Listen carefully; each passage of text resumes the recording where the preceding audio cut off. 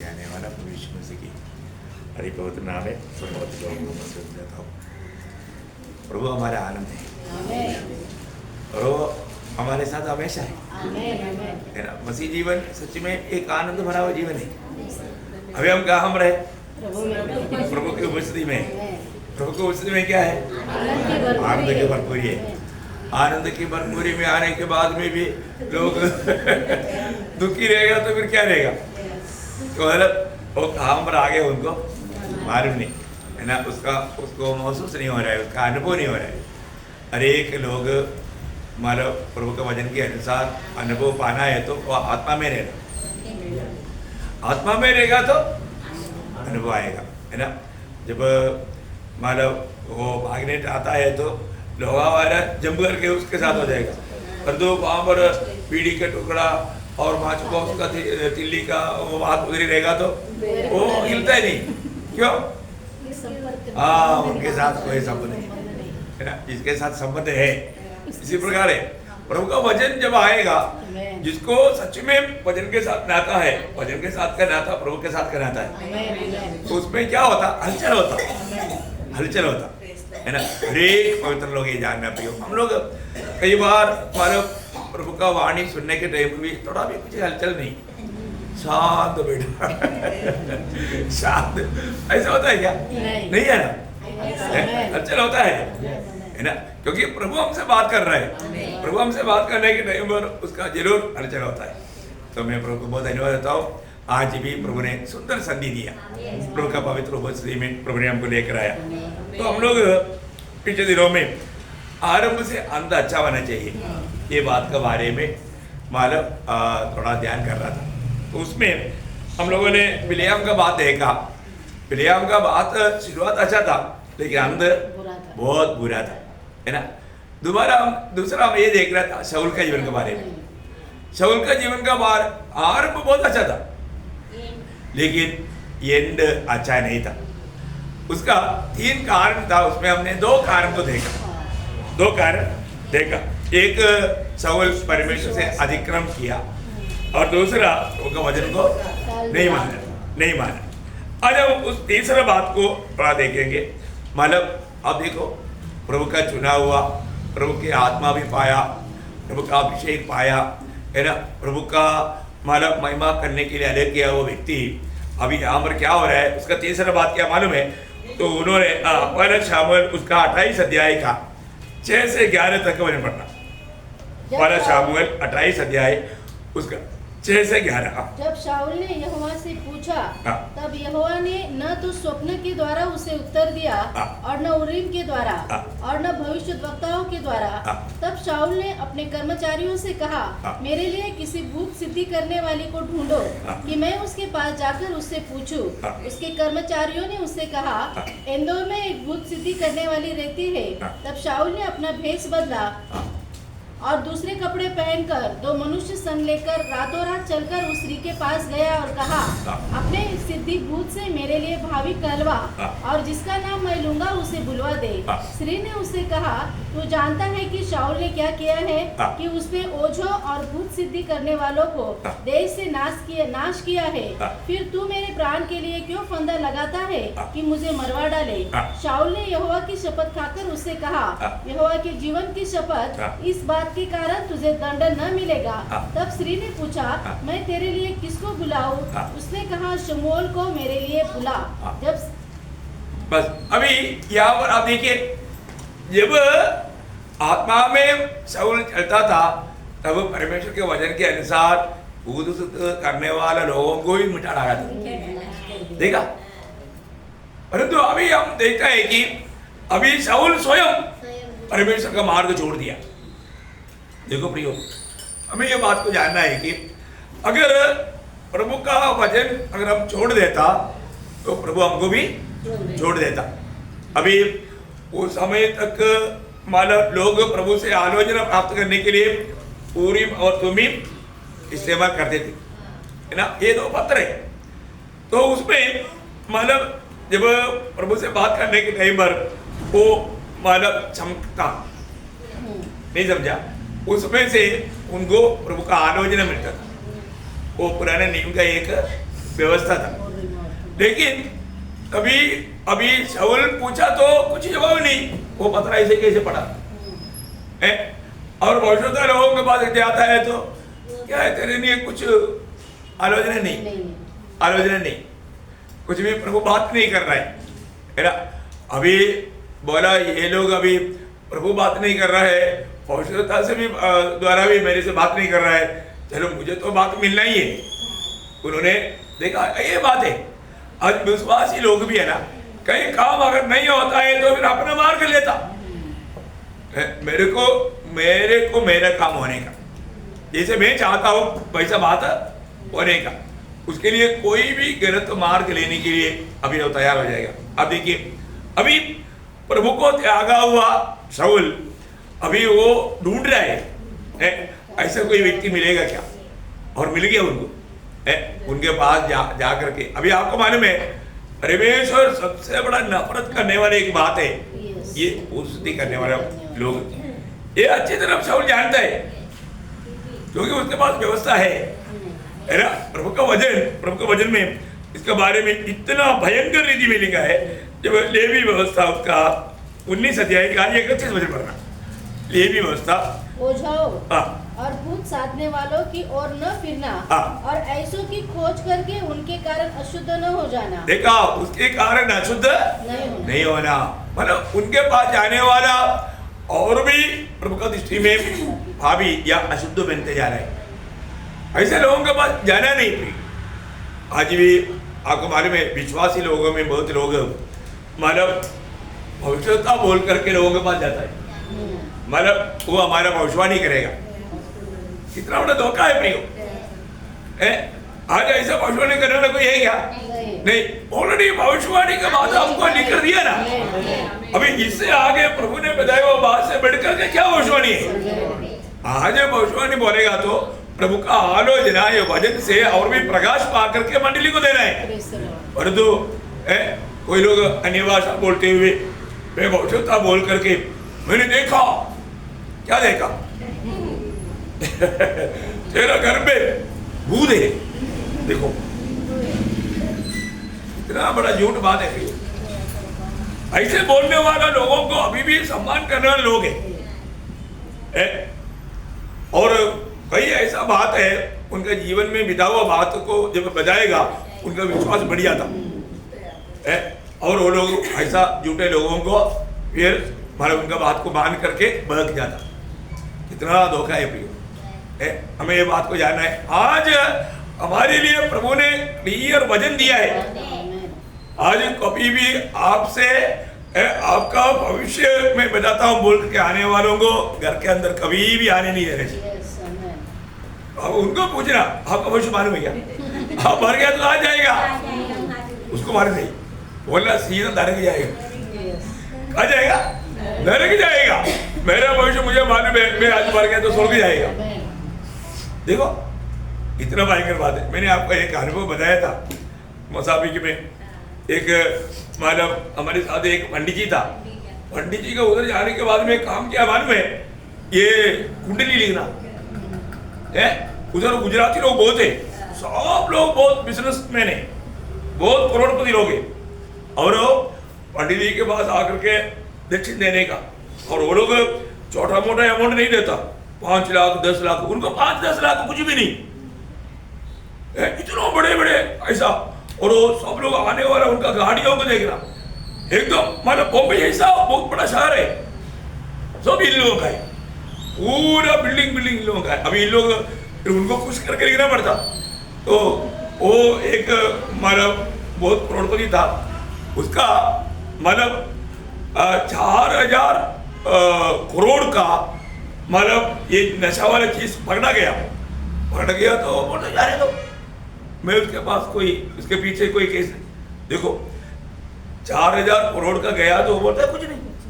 मतलब वो व्यक्ति का मतलब कितना बड़ा ये है, वो व्यक्ति का कुंडली लिखा, उसको क्या बोला आपका 80 साल की उम्र में, अभी उस समय में कोई 73-74 हुआ उसका, तो बोला 80 साल की उम्र में आप वर्ल्ड में नंबर 1 दैनिक बनेगा, नंबर 1 आप टॉप लेवल का आदमी रहेगा। ऐसे सब बोल के कुंडली लिख करके दिया। अभी वो कुंडली क्या आएगा उस टाइम पर मुझे नहीं मालूम था, उसका असिस्टेंट मेरा एक दोस्त था, मतलब ये पंडित जी का।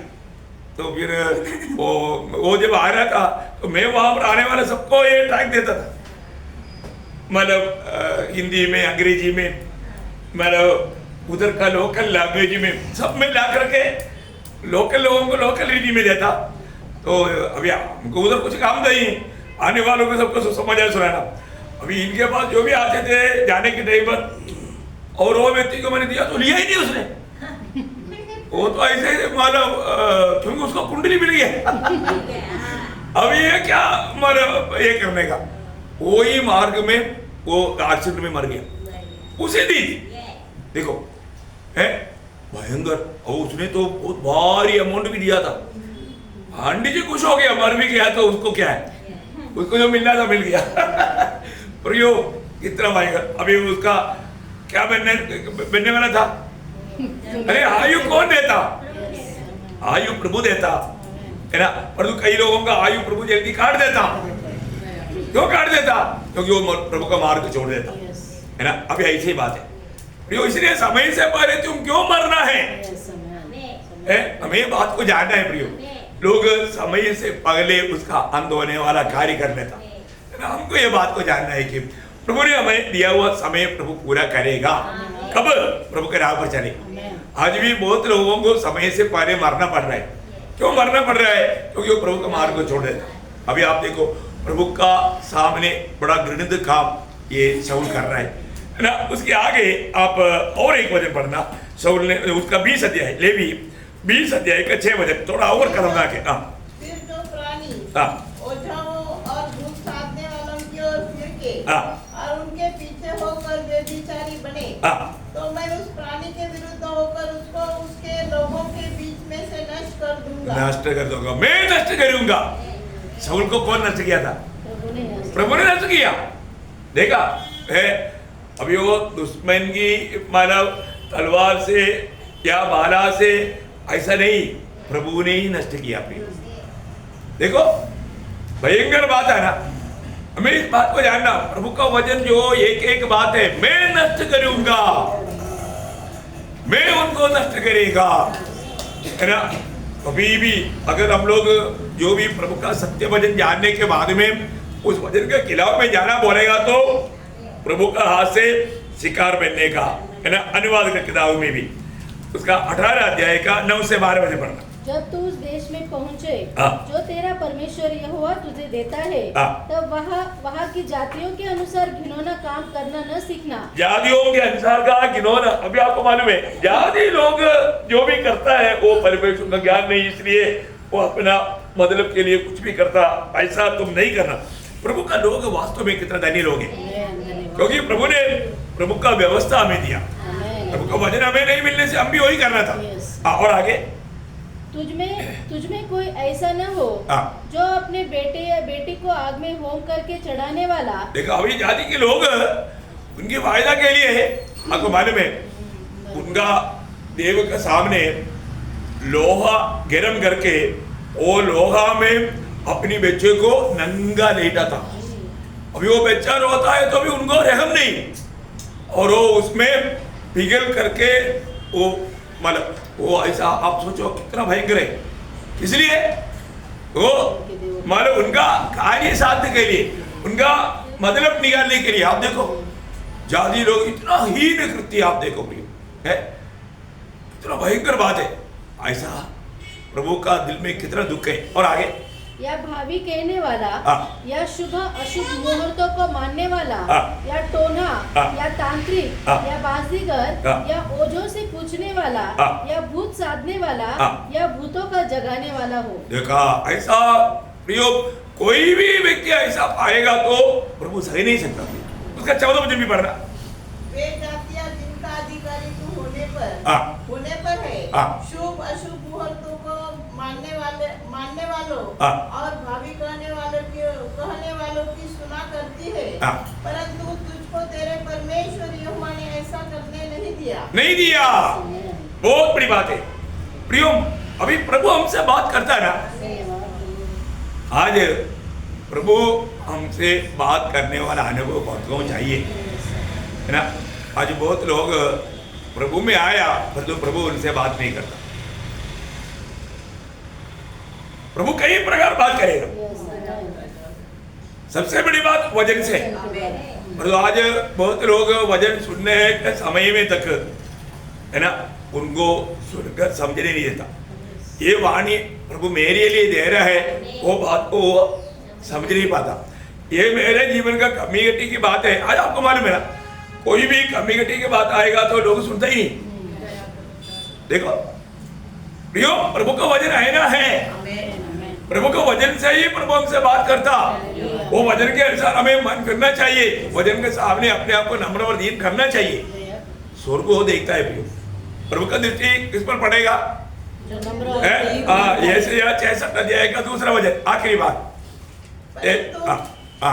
परंतु मैं उसी की ओर दृष्टि करूंगा जो दीन और खेदित मन का हो। दीन और खेदित मन का हो और मेरा वचन सुनकर थरथराता हो। ये बात है प्रिय। आज वचन सुनने के समय में वास्तव में हमको हमारे दिल में ऐसा एक डर होता है क्या है? ये वचन के सामने मैं गुनहगार है, ये वचन के सामने मैं दोषी है। तुरंत हमारे अंदर क्या होना चाहिए? डर होना चाहिए प्रियो। अगर आप प्रभु का वचन सुनने के समय में आपका गलती वो वचन बजाता है और तो आप डरते कांपते हुए वो वचन के सामने अपने आप को नम्र और दीन नहीं करता, प्रियो प्रभु का दृष्टि आपसे अलग हो जाएगा। प्रभु की आत्मा को शोकित ना करो।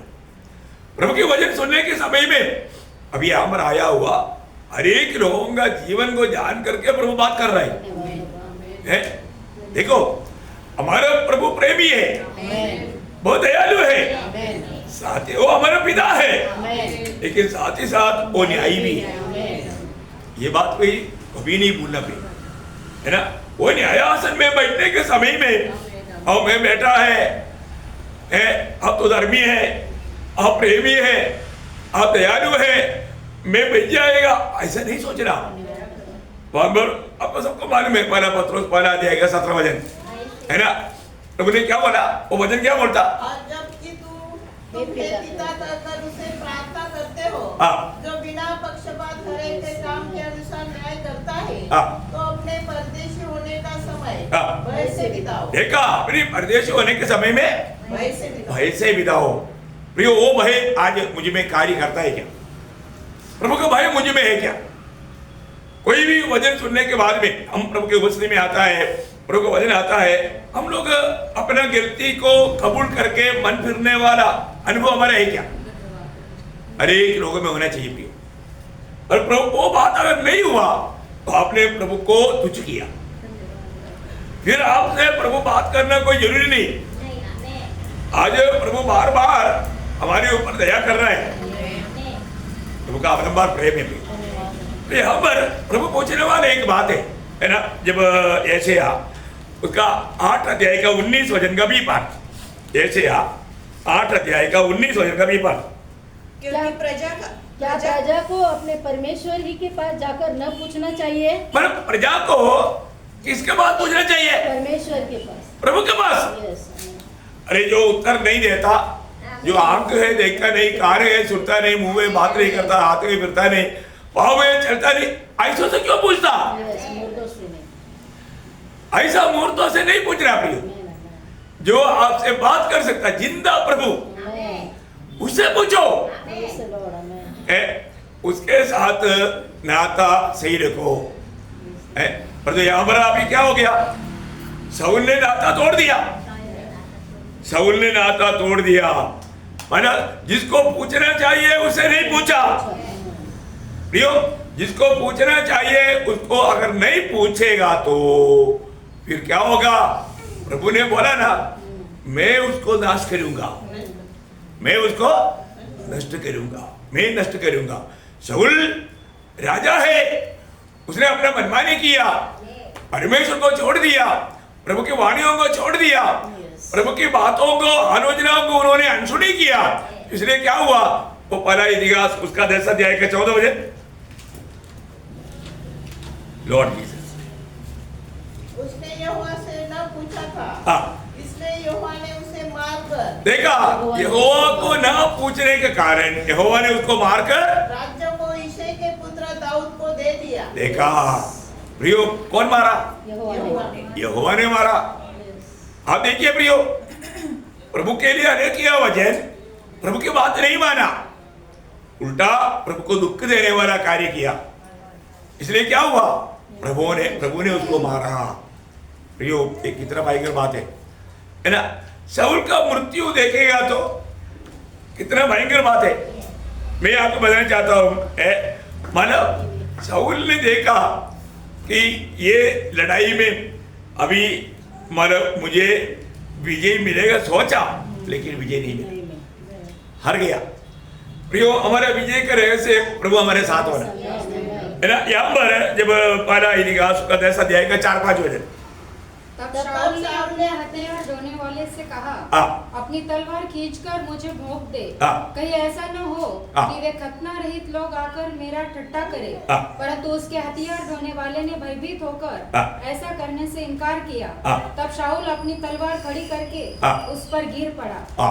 यह देखकर कि शाऊल मर गया है, उसका हथियार ढोने वाला भी अपनी तलवार पर आप गिरकर मर गया। देखा, अभी आप देखो, शाऊल ने मानो अपना ही तलवार में गिर गया। आप देखो, लेकिन शाऊल मरा नहीं था, शाऊल को मारा। कौन मारा आपको मालूम है? देखो, जिसको प्रभु ने नाश करने के लिए प्रभु ने शाऊल को भेजा था, कौन सा?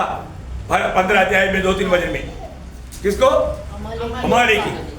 आप देखिए, अमालेकी को किसी के ऊपर रहम ना करते हुए खत्म करने के लिए बोला था, परंतु अमालेकियों को शाऊल ने नाश नहीं किया।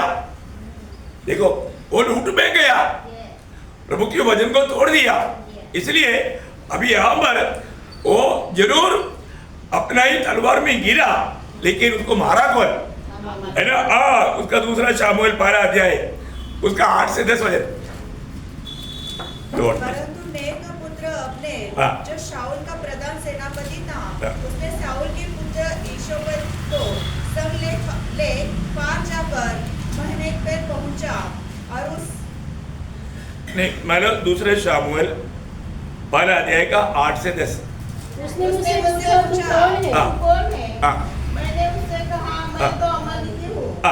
उसने मुझसे कहा, मेरे पास खड़ा होकर मुझे मार डाल, क्योंकि मेरा सिर तो घुमा जाता है, परंतु प्राण नहीं निकलता।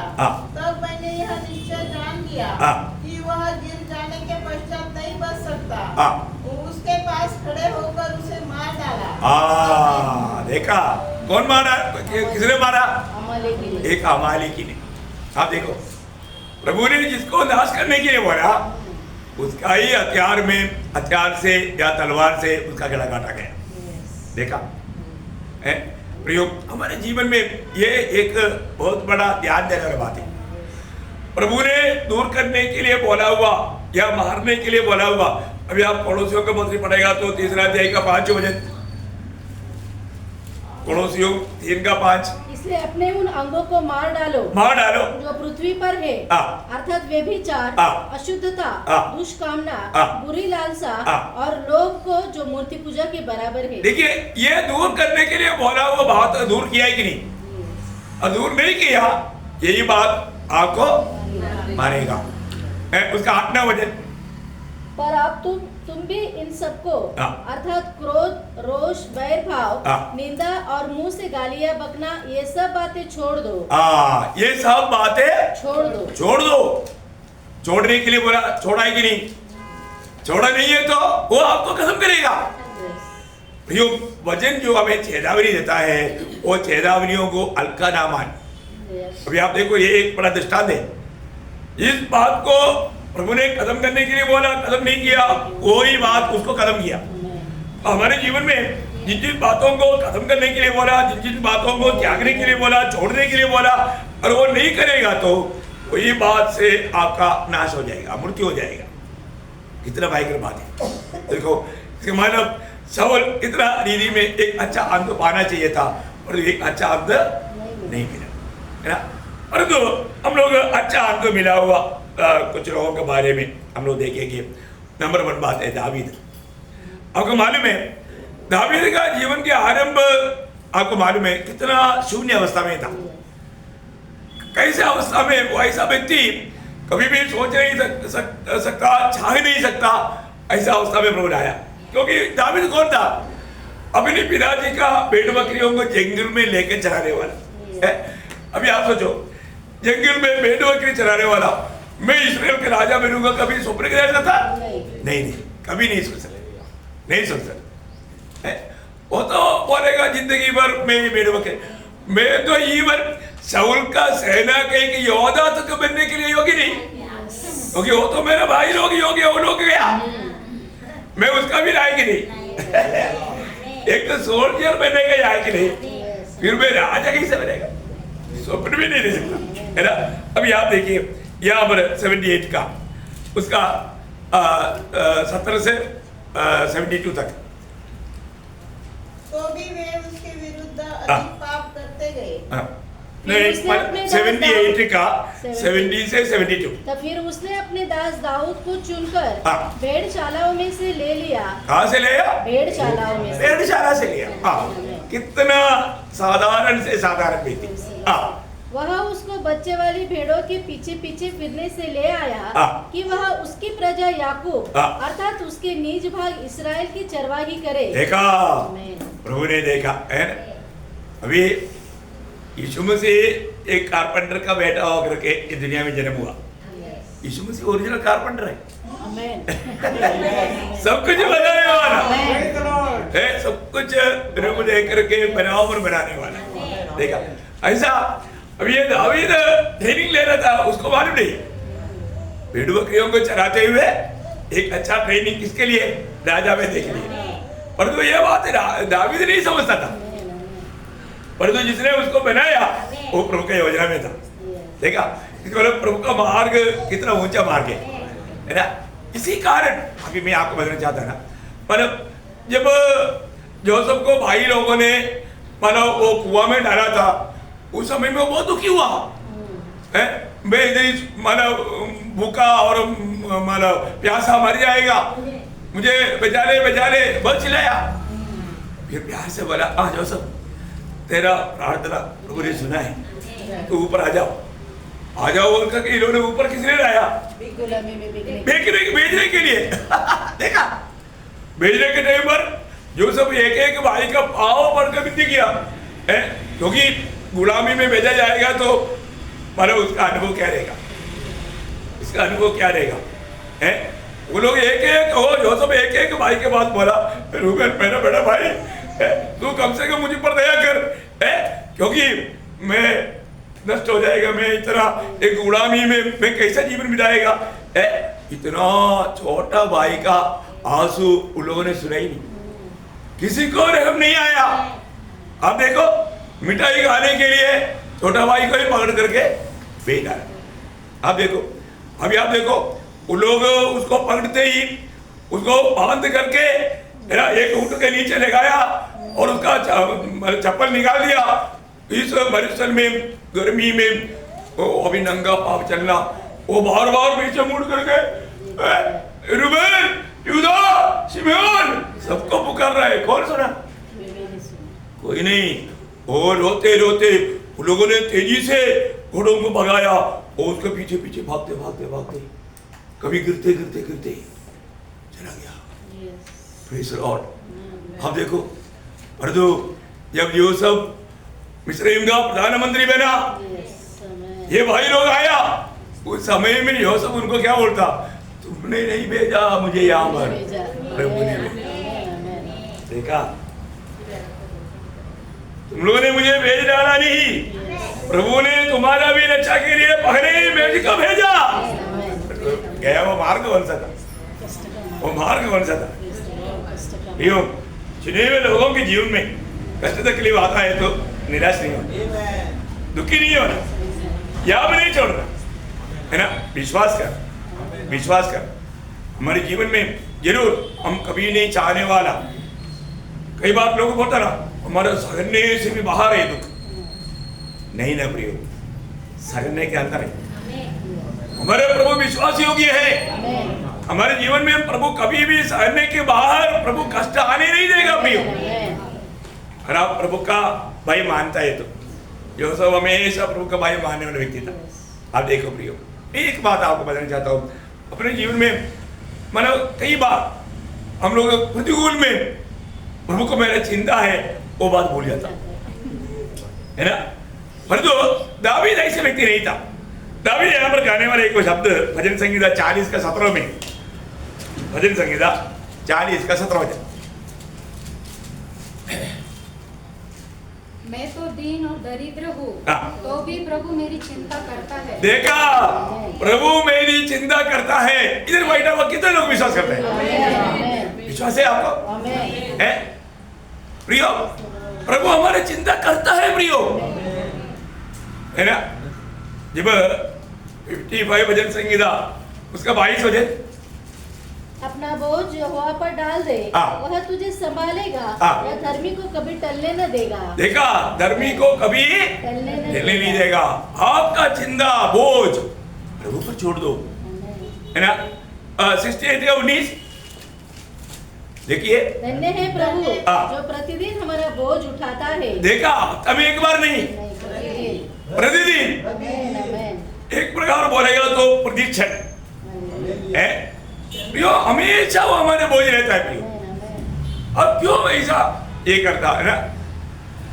एक बार दो छोटा पक्षी पेड़ पर बैठा था, परंतु एक इंसान का दुखी और निराश होने का वो यात्रा देख करके वो पक्षी आपस में बोलता है, इनको ये मालूम नहीं उनके लिए चिंता करने वाले एक प्रभु है।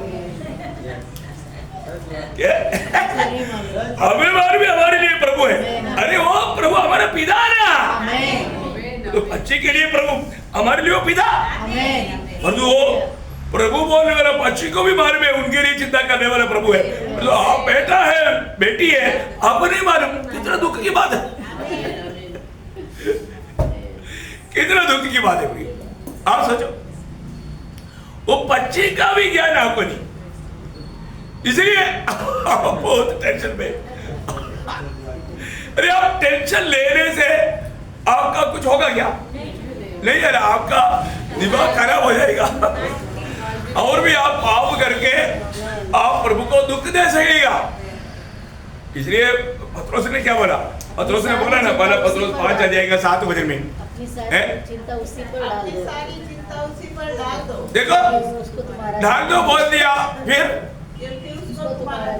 देखो वचन कहता है उसको तुम्हारा ध्यान है। प्रियो, आप मुझे बताओ, है ना, प्रभु का लोगों को कोई कष्ट प्रतिकूल निंदा वेदना भी ऐसा आएगा नहीं, ऐसा नहीं प्रियो। परंतु ऐसा समय में हम लोग क्या करता, हमारे ये चिंता बोझ प्रभु का हाथ, नहीं तो आप क्या करता, आप तो पाठ कर रखता, प्रभु के हाथ में नहीं रहेगा। प्रभु को बोल दिया तो भी दिया नहीं। जब फिलिपियों का पत्र में क्या लिखा, फिलिपियों 4 अध्याय का 6-7 वचन, किसी की बात की चिंता मत करो। देखो, अभी भी प्रभु के उपस्थित में होने पर भी हजारों चिंता लेकर के बैठा, प्रभु के वचन बोलता है चिंता मत करो।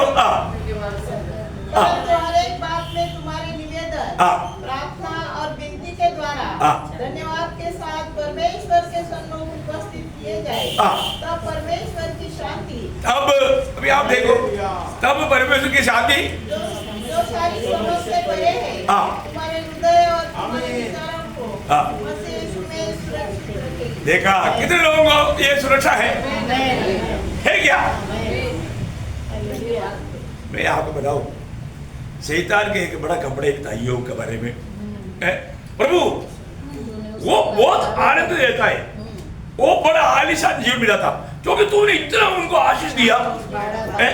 बच्चा 10 बच्चा, 7 बेटा 3 बेटी, उतना खूबसूरत, इतना हिलती, और यो भी सुंदर हिलती है, और खूब वो घी में अपना पाव धोता। आप देखो, इतना मन आशीष दे करके भरपूर है, इसलिए वो भक्ति करता। हाँ, क्योंकि तूने इतना उसको सब कुछ दे करके, वो जो भी चाहता सब दे करके ये करता। मैंने कितनी बार कोशिश किया, लेकिन तू ऐसा काम किया है, मैं जहां पर भी लिखा है तो वहां पर बड़ा गेट, शैतान में नो प्रवेश। वो मर जाएगी, मैं परेशान हो गया, वो गेट हटाओ। फिर मैं दिखाता हूँ योग तेरा भक्ति कैसे करेगा। ऐसा मतलब आश दे करके भक्तों को दुनिया में बहुत ऐसे ऐसे कार्य करके ये सब किया करके वो कमरे नहीं करता है। शैतान ने चैलेंज करते करते करते शैतान काम तो ले लिया है। आपको मालूम है ना, पहला अध्याय योग पहला अध्याय का 10-11 वजन में है ना। क्या तूने उसकी और उसके घर की और जो कुछ उसका है उसके चारों ओर बाड़ा नहीं बांधा। तूने तो उसके काम पर आशीष दी है और उसकी संपत्ति देश भर में फैल गई है। परंतु अब अपना हाथ बढ़ाकर जो कुछ उसका है उसे छू, तब वह तेरे मुंह पर तेरी निंदा करेगा। यहोवा ने शैतान से कहा, सुन, जो कुछ उसका है वह सब तेरे हाथ में है, केवल उसके शरीर पर हाथ न लगाना। तब शैतान यहोवा के सामने से चला। देखा, उसने बोला मेरा एप्लीकेशन पास हो गया। शैतान बहुत खुश हो गया, अभी मैं ईयोब को मैं अच्छी तरफ कर देता हूँ। अब देखो प्रियो, है ना, क्या क्या कर पाया? कुछ कर पाया है? जरूर नुकसान कर पाया, लेकिन वो नुकसान ईयोब का प्रभु के साथ का नाता में थोड़ा भी वादा नहीं ला सका। ये इम्पोर्टेंट बात है प्रियो। प्रभु के साथ का हमारा जो नाता जो है ना, वो और भी मजबूत होना चाहिए। प्रतिकूल हमें कमजोर नहीं करना, और भी मजबूत करना, और भी मजबूत करना है। ये आजकल विश्वासियों का क्या है, सारे बात अनुकूल नहीं है तो विश्वास उड़ गया। वो एक्चुअली विश्वासी नहीं है, वो कपड़ भक्त है, वो एक झूठा भक्त का बात है। आपको मालूम है, वेश मतलब अभिनय करने में अवार्ड देना है तो विश्वासी को देना चाहिए, क्योंकि विश्वासी लोग अभिनय करने में इतना तेज है, ये दुनिया का अभिनय करने वाला अभिनेत्री सब फेल हो जाएगा। प्रियो, ऐसा बात, ऐसा रीति में भक्ति करेगा तो प्रभु उसको सम्मान करेगा? नहीं करेगा प्रियो, कभी नहीं सम्मान करेगा। आप देखो, प्रभु हमें इसी कारण ना, प्रभु को हमको बहुत सफर करना पड़ रहा है। प्रभु हमें योग्य बनाने के लिए कई मार्ग में प्रभु हमें भेजता है, तो प्रभु को मार्ग को बदलना ही पड़ता, नहीं तो ये नष्ट हो जाएगा, ये नष्ट हो जाएगा। ऐसा नहीं होना चाहिए। हमें प्रभु में सच में भरोसा है क्या, विश्वास है क्या है? प्रभु हमारे जीवन में ऐसा कोई एग्जाम आने देगा तो हम पार हो जाएंगे क्या? ये बात को हमें परखना है। जब वो प्रतिकूल आएगा, परीक्षा आएगा, अभी मालूम पड़ेगा हमको कहां तक प्रभु में भरोसा और विश्वास है ना। छोटी छोटी बातों में आज भी देखो, आज भी कितने लोग ये प्रार्थना में आ सकता था, लेकिन कौन रुकाया मालूम है? शैतान ने रुकाया। शैतान एक ऐसा छोटा एक विचार लाया, वो विचार ने उनको रुका कर रखा। कितनी बार जीवन में शैतान ने हमको ऐसा धोखा दिया होगा। जब पहला थिस्सलुनीके को दूसरा अध्याय का 18 वचन में मतलब शाऊल ने अपना पौलुस ने गवाही दिया ना, इसलिए हमने अर्थात मुझ पौलुस ने एक बार नहीं परंतु 2 बार तुम्हारे पास आना चाहा, परंतु शैतान हमें रोके रहा। देखा प्रियो, है हमारा कई प्रकार अच्छा बात के लिए भी शैतान रुकावट करता, और रुकावट को पार करके जाना हमारा कर्तव्य है। वो रुकावट को हमें बढ़ा नहीं जाना चाहिए।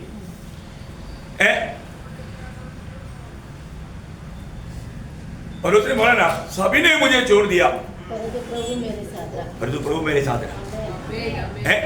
कई बार कई लोग भी बोलते ना, बोलो सभी ने मुझको छोड़ दिया, सिर्फ प्रभु है, कुछ नहीं उसको। अरे सभी ने छोड़ दिया, प्रभु ने नहीं छोड़ा ना। फिर अब क्यों इतना दुखी, फिर क्यों आप इतना निराश? वो बोलते सब लोगों ने छोड़ दिया सिर्फ प्रभु, वो भी दुख। अरे प्रभु तो तुम्हारे साथ है ना, वही तो विजयी है ना, वही विजयी है व्यक्ति। हमारे जीवन में हमें परखना पड़ेगा, है ना। आज प्रभु जब हमें देखता है तो प्रभु मुझे में आनंद दे क्या, मैं एक सच में एक विजयी जीवन बिता पा रहे क्या? अभी दावीद अमर बोलता है प्रभु को मेरा चिंता है। प्रियो, आप मुझे बताओ ये बात आप समझते हैं क्या? ना वो वचन वापस लेकर पढ़ेंगे, वचन से 40 का 17। मैं दीन और दरिद्र हूँ। देखा, मैं दीन और दरिद्र है तो प्रभु मेरी चिंता करता है। देखा, प्रभु अमीरों का चिंता करता है, ऐसे नहीं, दीन और दरिद्र का। देखा है, दीन और दरिद्र, तो मैं दीन और दरिद्र है, फिर भी प्रभु को मेरा चिंता है ना। आज गवर्नमेंट सरकार को भी गरीबों के बारे में चिंता नहीं होगा, लेकिन प्रभु को चिंता है, हमारे प्रभु को चिंता है। बहुत बड़ी बात है ना। हम लोग ये बात को जानना, हम लोग ये दुनिया की अवस्था में शायद आप बहुत मतलब बड़ा व्यक्ति नहीं होगा दुनिया की दृष्टि में, आप छोटा से छोटा होगा, कोई आपको नहीं जानता होगा, परंतु प्रियो प्रभु को आपका चिंता है, प्रभु को हमारे चिंता है। मैं ये बात सोचता हूँ कि वो लाजर को प्रभु का चिंता नहीं था क्या? अरे लाजर के साथ सेवा के लिए दूध था ना, प्रभु ने अपना दूध भेजा हुआ है। अब देखो उसका चिंता नहीं, वो दरबार का बारे में शायद चिंता नहीं था क्योंकि उसका बारे में ज्यादा करने की जरूरत नहीं, क्योंकि वो प्रभु को तेजी करके जा रहा था। तो प्रियो, प्रभु को जो खोज में है, एक बात आप जानना, आपके जीवन में हमेशा आप जैसे चाहता है ऐसा बात होना जरूरी नहीं है ना। परंतु रोमियो 8:28 क्या बोलता, वो वचन मेरा हमेशा याद रखना, है ना। प्रभु का हमारे प्रति जो वचन और वायदा है ना, वो वचन बहुत इंपॉर्टेंट है। हम जानते हैं कि जो लोग परमेश्वर से प्रेम रखते हैं, परंतु बहुत लोग अभी भी नहीं जानता। अगर आपको प्रभु को प्यार करने वाला एक दिल कौन दिया? प्रभु ने दिया।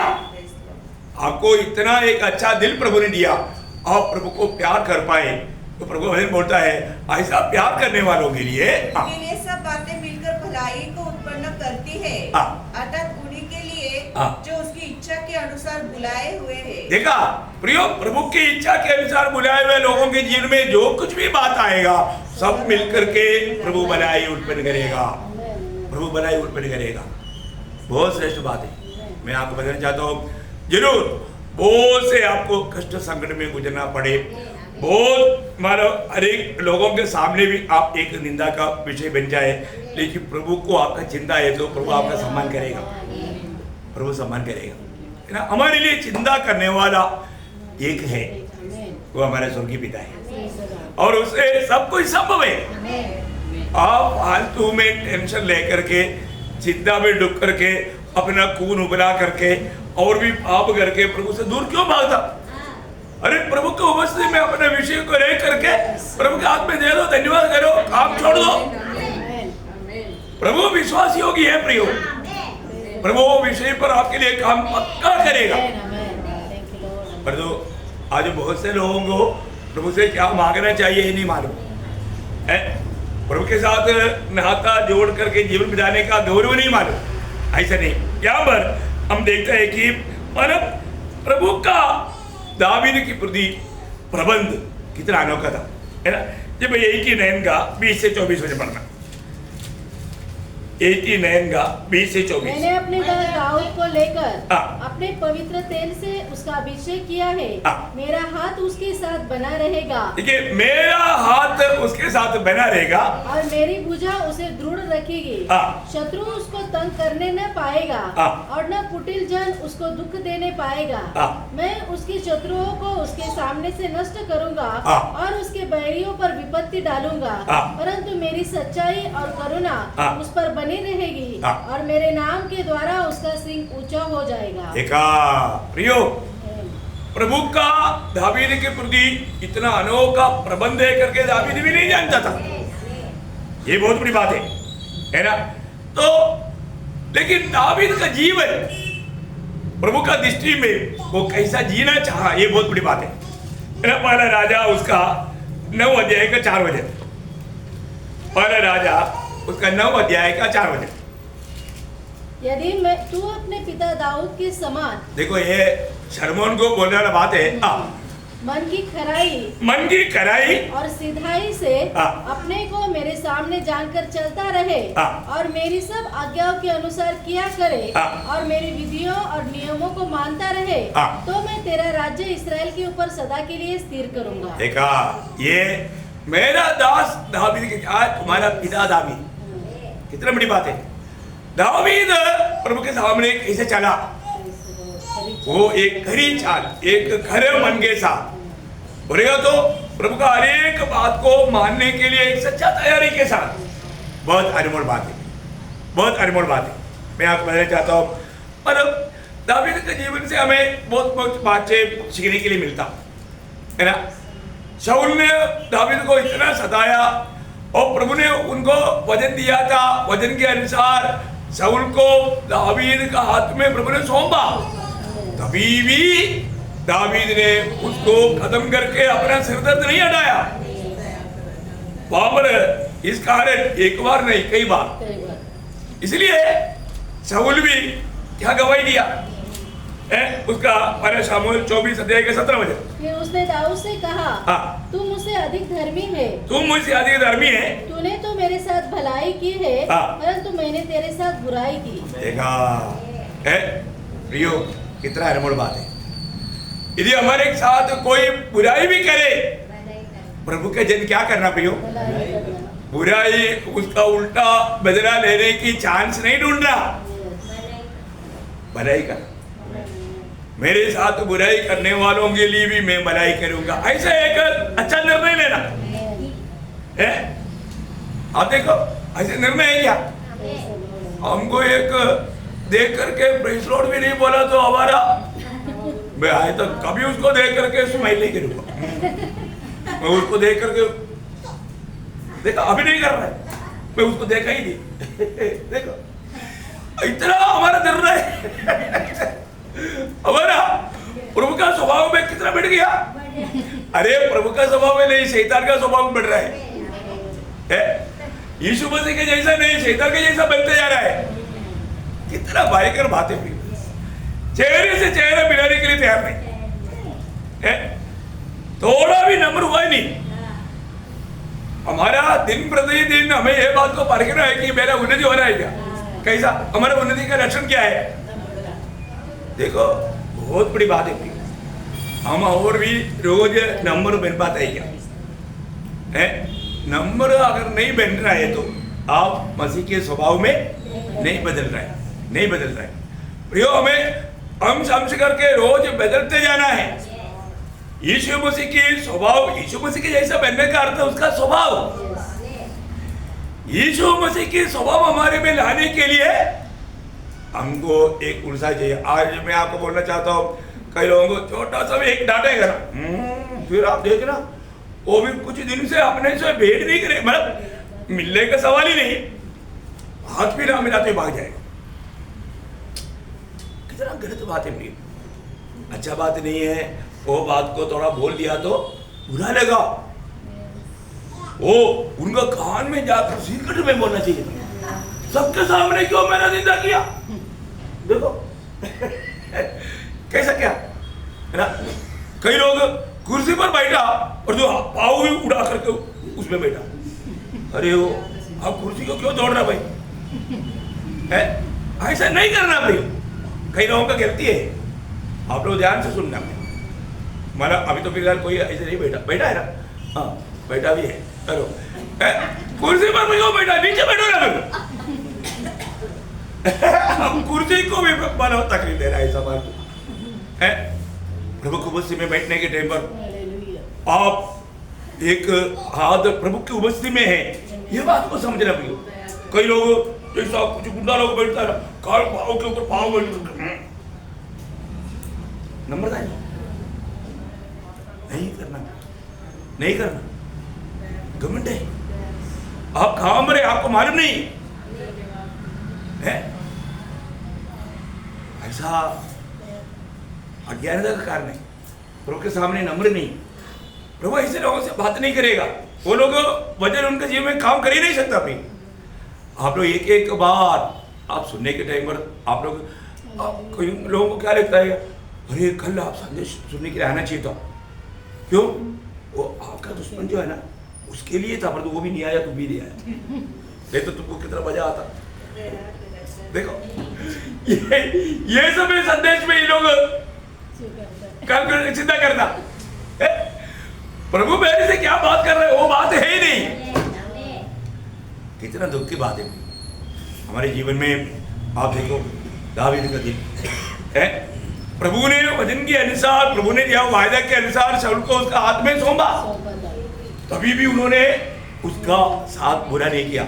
उनके साथ अभिषेक ने बोला दावीद छोड़ो मत, देखो प्रभु ने प्रभु को वचन के अनुसार तो दुश्मन को तेरे हाथ में दिया, तू मत कर, मैं कर देता रहा। एक ही मार में खत्म, उसको दोबारा मारेगा नहीं मैं, एक ही मार में फिनिश कर देंगे ना। दावीद ने बोला नहीं, वो प्रभु का अभिषेक देखा प्रिय है ना। एक बात मैं आपको बोलना चाहता हूँ, कई बार कई लोगों का बच्चे लोग प्रभु में क्यों नहीं आता मालूम है? वो लोग उधर बैठ करके जो नहीं बोलना चाहिए वो बात बोलता है ना। प्रभु के दास का खिलाफ में, मंडली में दूसरा पवित्र लोगों का खिलाफ में बातें करता, तो क्या होगा? ये सुनने वाला बच्चा लोग कभी नहीं सुधरेगा, वो कभी भी प्रभु के पास नहीं आएगा। वो आत्मा को आप बर्बाद कर रहे हैं। आपकी मतलब बच्चों का या आपका भाई बहनों का या रिश्तेदारों का भी दिल खराब कर रहे हैं, क्योंकि आपने कभी नहीं कहना चाहिए ऐसा बात आपने किया घर में। अब बोले मैं घर में कमीर नहीं होना, घर में कमीर रही है आप फालतू बातें घर में बैठ कर करता। इसलिए आज का पीढ़ी को मेन कारण उन लोग मंडली के खिलाफ में, प्रभु के दासों का या अपनी भाई बहनों का खिलाफ बात करते हुए ये बच्चे लोग सुनता है, इसलिए वो कभी नहीं सुधरेगा। कमीर प्रियो, घर में कमीर नहीं होना, जीवन में कमीर नहीं होना, देश में कमीर नहीं होना, एक क्लियर व्यवस्था है। और ऐसा रहेगा तो प्रभु उनके बीच में काम नहीं करेगा। है मतलब निर्गमन 12-13 अध्याय में लिखा हुआ बात है 13 अध्याय का 5 वचन में क्या लिखा? इसलिए जब यहोवा तुमको कनानी, हित्ती, अमोरी, हिब्बी और यबूसी लोगों के देश में पहुंचाए, जिसे देने की उसने तुम्हारे पुरखाओं से शपथ खाई, 7 वचन पढ़ना सॉरी। इन 7 दिनों में अब खमीरी रोटी खाई जाए, वरन तुम्हारे देश भर में न खमीरी रोटी न खमीर तुम्हारे पास देखने आए। देखा, तुम्हारे पास भी खमीर नहीं होना, तुम रहने वाले देश में भी खमीर नहीं होना। उसका 12 अध्याय का 15 वचन। 7 दिन तक अखमीरी रोटी खाया करना, उनमें से पहले ही दिन अपने अपने घर में से खमीर हटा देना। खमीर हटा देना, नहीं तो प्रभु बोलता है मैं तुम्हारे साथ नहीं रहेगा, वो घर में मेरे उपस्थित नहीं रहेगा। प्रियो, आप लोगों को समझ में आ रहा है? वो गंभीर बात है ना प्रियो। अभी एक आखान ने खमीर ला करके तंबू में कहाँ काट दिया? तंबू का मध्य में। देखा, तंबू का मध्य में जो श्रापित कहा हुआ, जो मना किया हुआ, मैं आपको बताता हूं, इस्राएल ने पाप किया। बोला इस्राएल ने पाप किया क्या? एक ही आदमी ने पाप किया, एक आगान ने पाप किया, और जो हम देखता है पूरा इस्राएल के ऊपर उसका आता है।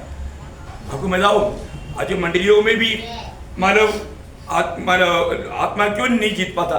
कोई आगान बैठा है। मैं आपको बताऊं, हर बात आपका घर में कोई श्रापित वस्तु है तो घर से निकालो, जीवन में है तो जीवन से निकालो, बहुत नहीं तो प्रभु हमारे बीच में काम नहीं करेगा। प्रियो, उसका भयंकर सजा आपके ऊपर आएगा, बड़ा नुकसान आएगा। इतना भयंकर बात है। प्रभु मना किया हो कोई भी बात, कोई भी श्रापित वस्तु हमारे जीवन में, हमारे घर में और देश में नहीं होना। वो खमीर के कारण प्रभु हमारे साथ नहीं चल पाएगा। बहुत बड़ी बात है, हमें अपने आप को परखना है ना। दावीद बोला ऐसे एक पाप ला करके मैं प्रभु से दूर नहीं होऊंगा, मुझे प्रभु का दिल के जैसा बनना है। देखा, प्रभु का दिल के जैसा बनना, प्रभु का दिल के जैसा बनने के लिए हमें बहुत सफर करना पड़ेगा, बहुत सफर करना पड़ेगा, है ना। आज भी प्रभु को ऐसा लोग चाहिए। तो मैं प्रभु को बहुत धन्यवाद देता हूँ, हमारे जीवन में हमें परखना प्रियो। दावीद के बारे में बोलने के लिए बहुत बात है, इतना जल्दी खत्म नहीं हो सकता, इसलिए मैं अभी फिलहाल यहाँ पर मैं ये संदेश समाप्त करना चाहूँगा। कल प्रभु का गए तो पुनरुत्थान के दिन में ये सारे बात, बहुत बड़े बड़े बात प्रभु इस विषय में दिया है प्रियो। एक्चुअली मैं आपको क्या बताऊँ है, हमें बहुत ध्यान दे करके सुनना चाहिए और मतलब प्रभु का महिमा हमारे जीवन से इस आखिरी समय में होना चाहिए। एक अच्छा निर्णय के साथ आगे बढ़ने में प्रयोग वचन के द्वारा सबको सहायता करे। प्रभु को महिमा मिले। आमीन।